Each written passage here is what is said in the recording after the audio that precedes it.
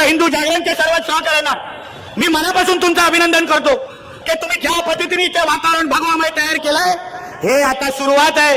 ही सुरुवात जोपर्यंत मुंब्रा देवीच्या प्रत्येक घरावर आपण भगवा झेंडा लढवत नाही तोपर्यंत आपण आता स्वस्त बसायचं नाही, हाही शब्द तुम्हाला या निमित्ताने इथे देतो।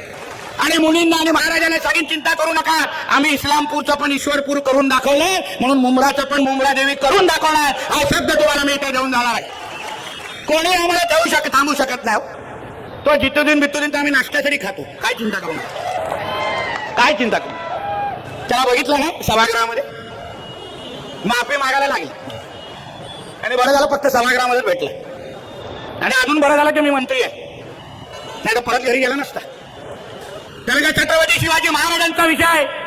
छत्रपती शिवाजी महाराज आमचा बाप एक लक्षात घ्या, आमच्या बापाकडे वाकड्या नजरेने बघाल तर परत डोळे ठिकाणावर ठेवणार नाही, हे तुम्हाला सांगून जातो। तुम्हाला इथे औरंगी आणि टिप्याची चाटायची असेल तर निघून जा तुमच्या पाकिस्तानमध्ये, तुमची इथे कोणाचीच काय गरज नाही। आणि म्हणून हिमतीने तुम्हाला सांगायला आलोय, कसली चिंता करू नका।